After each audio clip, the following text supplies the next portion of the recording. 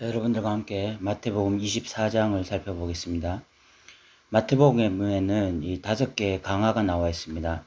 5장부터 7장까지 여러분들이 너무나 잘 아시는 산상수훈, 이것이 첫 번째 강화이고, 그리고 10장에 제자 파송이 나와 있고, 13장에 하나님 나라 비유가 나와 있고, 18장에 교회 공동체에 대한 강화가 나와 있고, 마태복음 24장, 25장이 마지막 강화로서 하나님 나라의 최종 심판에 대한 이야기가 기록되어 있습니다. 24장, 25장이 마지막 강화입니다. 우리가 이 부분을 한번 살펴보려고 하는데, 오늘은 마태복음 24장에 대해서 한번 살펴보겠습니다. 이 24장을 좀 이해하기 위해서는 1, 2, 3절이 굉장히 중요합니다. 1, 2절에 보면 예수께서 성전에서 나와서 가실 때에 제자들이 성전 건물들을 가리켜 보이려고 나오니 대답하여 이르시되 너희가 이 모든 것을 보지 못하느냐. 내가 진실로 너희에게 이르노니 돌 하나도 돌 위에 남지 않고 다 무너뜨려지리라. 제자들이 예수님께 성전을 보였는데 예수님께서 이 성전 다 무너질 것이다, 파괴될 것이다, 이런 말씀을 하셨습니다. 그 말씀을 하심으로써 제자들이 3절에 이런 질문을 하는 거예요. 예수께서 감난산 위에 앉으셨을 때에 제자들이 조용히 와서 이르되 우리에게 이르소서 어느 때에 이런 일이 있겠사오며 또 주의 임하심과 세상 끝에는 무슨 징조가 있사오리까? 어느 때에 이런 일이 있겠습니까? 라는 질문은 성전 파괴에 대한 질문을 말하는 것입니다. 예수님이 이 성전이 돌 위에 돌 하나도 남지 않고 다 무너뜨려지리라 이렇게 말씀하셨기 때문에 이런 일이 언제 일어나겠느냐라고 질문했고, 또 세상 끝에 무슨 징조가 일어나겠느냐, 이 두 가지 질문을 한 거죠. 제자들이 성전 파괴와 세상 끝에 대한 질문을 동시에 한 이유는 아마 제자들 입장에서는 성전이 파괴되는 날이 그 세상이 끝나는 날이다 라고 생각했기 때문인 것으로 보입니다. 그런데 예수님은 이런 제자들의 생각과는 달리 성전 파괴와 세상 끝은 다른 날에 일어날 것을 말씀하셨습니다. 이 부분에 이 본문에 대한 좀 혼돈이 있는 것입니다. 이 4절부터 이 34절까지 나타나는 내용은 세상 끝에 일어날 일이 아니라 성전 파괴 시에 일어날 일입니다. 예루살렘 성전은 AD 70년경에 완전히 파괴되어지는데 그 전에 일어날 일들이 무슨 일인지를 말하고 있는 것이 이 4절부터 34절까지의 말씀입니다. 그런데 우리는 이 본문을 이 3절부터 이 34절까지를 읽을 때에 마치 세상 끝에 일어날 일인 것처럼 이렇게 읽거든요. 이 부분에 대해서 혼돈이 있는 것인데, 예수님은 36절부터가 세상 끝에 일어날 일로 이렇게 구분해서 말씀하신 것이죠. 우리가 조금 더 깊이 있게 살펴보면은 4절부터 예수님께서 사람의 미혹을 받지 않도록 주의하라, 많은 사람이 그리스도라고 올 것이다, 그리고 또 난리와 난리 소문을 들을 것이다, 또 민족이 민족을, 나라가 나라를 대적하는 일이 일어날 거고 기근이 일어날 거고 지진이 있을 것이다. 그러나 이 모든 것은 재난의 시작이다. 성전 파괴가 일어나기 전에 일어날 이런 여러 가지 일들을 말씀하셨는데, 실질적으로 AD 66년경부터 70년 사이에 굉장히 많은 어떤 전쟁에 대한 소문도 있었고, 기근도 있었고, 지진도 있었고, 적그리스도도 계속해서 이렇게 출몰하고 있었습니다. 그런 것에 대한 이야기로 보이고요. 그러면 14절 말씀을 어떻게 해석할 거냐? 이 천국 복음이 모든 민족에게 증언되기 위하여 온 세상에 전파되리니 그제야 끝이 오리라. 모든 민족에게 복음이 증거되려면 다른 지역, 아시아 지역이나 다른 지역에 복음이 증거돼야 되는데, 그럼 이런 부분들을 어떻게 해석할 거냐라고 말을 하지만, 이 당시 그 마태가 모든 민족이라는 것을 생각했을 때 오늘날 우리가 생각하는 그 모든 민족과는 달랐을 것이라고 생각합니다. 그건 사도 바울도 마찬가지였고 그 당시에 12제자도 마찬가지였는데, 땅끝을 스페인으로 생각했거든요. 서바나, 그래서 이 당시에 어떤 모든 민족에게 복음이 증거된다라고 하는 것은 아마 유럽의 그 끝부분까지 복음이 증거되는 것, 유대 지역을 넘어서서 그 로마 지역의 복음의 확산, 그리고 그 유럽 지역의 끝부분까지 복음이 증거되는 것, 그런 것들을 말하지 않았을까라는 생각이 들고, 그제야 끝이 온다는 것은 결국은 성전 파괴에 대한 이야기로 보여지는 거죠. 15절부터 그러므로 너희가 선지자 다니엘이 말한 바 멸망에 가정한 것이 거룩한 곳에 선 것을 보거든, 이렇게 말하면서 이 이야기는 아마 그 예루살렘이 포위되어지고 초토화되어지는 이런 것들을 말하는 것으로 보여집니다. 굉장히 상황이 긴박하기 때문에 그때 유대에 있는 자들은 사람으로 도망가고 지붕 위에 있는 자는 집안에 있는 물건을 가지러 가지 말고 이런 이야기들 하고 있는데, 아마 이런 예루살렘의 초토화와 이런 상황의 긴박성을 이런 식으로 지금 굉장히 이야기하고 있는 것으로 보여지고요. 그러면 또 29절부터 31절까지는 또 어떻게 해석할 것이냐라는 또 의문이 생깁니다. 29절에 보면 그날 환란 후에 즉시 해가 어두워지며 달이 빛을 내지 아니하며 별들이 하늘에서 떨어지며 하늘의 권능들이 흔들리리라. 이 표현들은 마치 그 종말에 일어날 그런 표현으로 보여지는데, 그러나 이런 표현들이 구약에서 가져온 것이거든요. 구약의 표현들을 가지고 와서 쓰고 있는데, 특별히 이사야에 이 표현이 두 번 나타납니다. 이 이사야에 두 번 나타나는 이 표현은 바벨론 멸망과 에돔 멸망을 예언할 때에 이 표현을 썼습니다. 바벨론이 멸망할 때도 이런 표현을 쓰고 에돔이 멸망할 때도 이런 표현을 썼으니까 예루살렘이 멸망할 때도 이런 표현을 충분히 쓸 수 있는 것이고요. 30절에 그때 인자의 징조가 하늘에서 보이겠고 그때 땅의 모든 족속들이 통곡하며 그들이 인자가 구름을 타고 능력과 큰 권능으로 오는 것을 보리라. 인자가 구름을 타고 능력과 큰 권능으로 오는 것을 보리라. 이것이 다니엘서 7장 14절에 나타나는 말씀인데, 이것은 예수님의 왕권 회복을 의미합니다.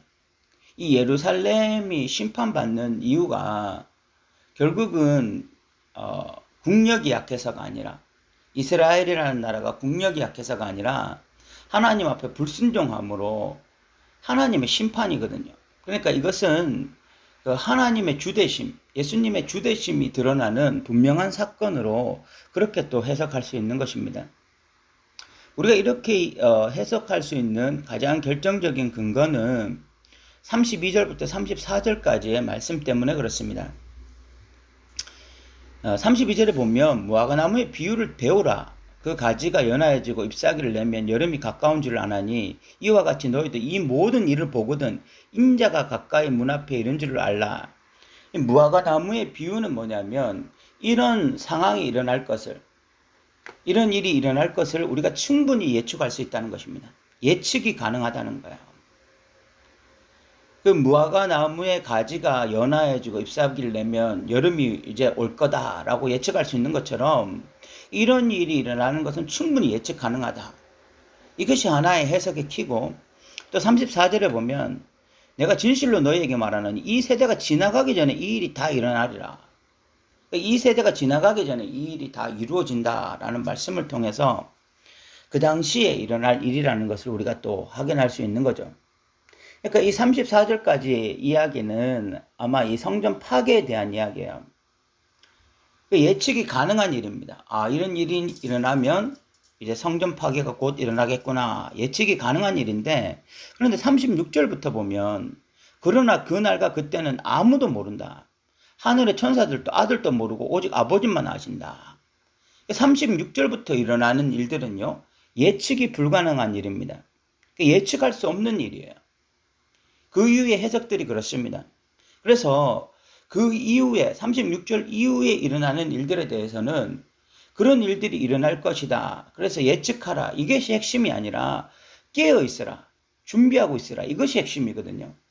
그러니까 36절부터 일어나는 일들과 34절까지의 일은 좀 다릅니다. 무화과나무의 비유를 통해서 예측 가능한 일이고, 이런 일이 일어나기 전까지 준비하고 있어야 된다. 충분히 예측할 수 있기 때문에 준비하고 있어야 되는데 그 일은 이 세대가 지나가기 전에 이루어질 것이다.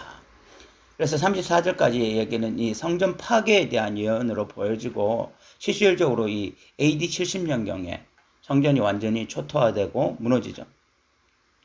그러나 이제 이 36절부터는 제자들의 두 번째 질문에 대한 대답입니다. 제자들이 성전 파괴에 대한 질문도 했지만 두 번째 질문으로 또 주의 임하신가, 세상 끝에는 무슨 징조가 있겠습니까? 그 세상 끝에 대한 질문을 했는데 그에 대한 대답이 36절부터로 보여져요. 36절부터의 특징은 그러나 그날과 그때는 아무도 모른다는 것입니다. 천사도 모르고 아버지도 모르고 오직 아버지만 아신다. 그러니까 예측하지 말라는 것입니다. 그때는 어떨 때와 같냐? 노아의 때와 같다. 그러니까 노아의 때 사람들의 특징이 뭐냐? 예측이 불가능했던 거죠. 그리고 40절부터 보면 또 그때 두 사람이 밭에 있으면 한 사람은 데려가고 한 사람은 버려둠을 당할 것. 이것도 전혀 예측이 불가능한 거죠. 이런 그 비유를 통해서 예수님께서 당부하시는 게 있습니다. 42절에 보면 그러므로 깨어 있으라. 어느 날에 주가 임할는지 너희가 알지 못함이니라. 종말을 맞이하는 사람들의 태도가 뭐냐? 예측을 하는 것이 아니라 깨어 있어야 된다는 것입니다. 우리가 뭐 다미 선교회 같은 극단적 시한부 종말론자들도 있었는데 그들은 몇 날 몇 시 이렇게 예측하는 것에 굉장히 관심이 많았거든요. 그러나 성경은 종말에 대해서 예측에 관심을 가지지 말고 깨어 있는 것에 관심을 가지라는 것입니다.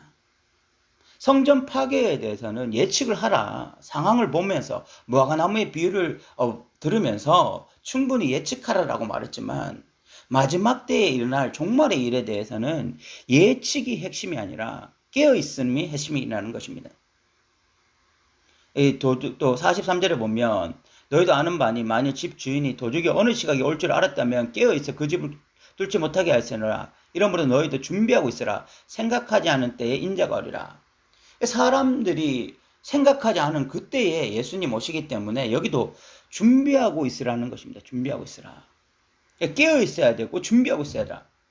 종말의 때에 대해서는요, 예측이 핵심이 아니라 준비하고 있어야 되고 깨어 있는 게 핵심인데, 그러면 무엇이 준비하고 있는 것이고 무엇이 깨어 있는 것이냐? 45절에 보면 충성되고 지혜 있는 종이 되어 주인에게 그 집 사람들을 맡아 때를 따라 양식을 나눠줄 자가 누구냐? 충성되고 지혜 있는 종이 되어야 되는 거죠. 핵심 중에 하나가 뭐냐면 충성된 것입니다. 충성된 것이 지혜 있는 것입니다. 그럼 충성된 것이 뭐냐? 어떤 일을 맡겨주면 주님 오시는 그날까지 그 일을 계속 끝까지 하고 있는 것입니다. 주님이 무슨 일을 맡기고 가셨으면 주님 다시 오시는 그날까지 충성되게 그 일을 끝까지 하고 있는 것, 꾸준하게 그 일을 하고 있는 것, 그것이 충성된 것이고 그것이 지혜 있는 것입니다. 그래서 46절에 주인이 올 때 그 종이 이렇게 하는 것을 보면 그 종이 복이 있으리라. 그런데 48절에 보면 만일 그 악한 종이 마음에 생각하기를 주인이 더디 오리라 하여 동료들을 때리며 술취들과 더불어 먹고 마시게 되면 생각하지 않는 날 알지 못하는 시각에 그 종의 주인이 이르러 엄히 때리고 외식하는 자가 받는 벌에 처하리니 거기서 슬피 울며 이를 갈리라. 이 악한 종과 충성되고 지혜 있는 종이 나오는데 둘의 차이는 그냥 하나입니다. 악한 종은요, 주인이 더디 올 것이라고 생각하고 자기의 일을 하지 않는 것입니다. 게으름에 빠지는 것입니다. 자기 멋대로 살아가는 거죠. 그런데 지혜롭고 충성된 종의 특징이 뭐냐? 주님 오실 것을 늘 준비하면서 어느 날에 올지 알지 못하지만 그러나 자기에게 맡겨진 일을 최선을 다하며 사는 거예요. 이것이 마지막 종말을 준비하며 살아가는 자의 삶의 특징이라는 것입니다. 우리가 24장을 통해서 분명히 알아야 될 것이 있습니다. 예수님 언제 오실지 알지 못합니다. 어느 시에 올지 우리는 알지 못합니다. 예측하는 게 핵심이 아니에요. 이단들처럼 사이비처럼 언제 주님 오실 것이다 이렇게 예측하고 그날에 대해서 대단히 관심을 가지는 것이 성경에서 원하는 바가 아닙니다. 성경에서 원하는 바는 그것에 대한 관심이 아니라 우리가 충성되고 지혜 있는 종이 되어서 예수님이 다시 오실 그날까지 우리가 해야 할 일을 하고 있는 것이죠. 우리가 감당하고 있어야 될 그 사명을 감당하고 있는 것입니다. 그것이 종말을 준비하며 살아가는 자의 진정한 삶인 것입니다. 하루하루 순종의 삶을 살아가고 말씀을 따라 살아가고 늘 깨어 있으려고 몸부림치고 이러한 삶이 결국은 종말을 준비하며 살아가는 자의 삶인 것입니다. 사랑하는 성도 여러분, 하루하루 믿음으로 사십시오. 하루하루 충성된 종으로 사십시오. 그것이 종말을 준비하며 살아가는 것입니다.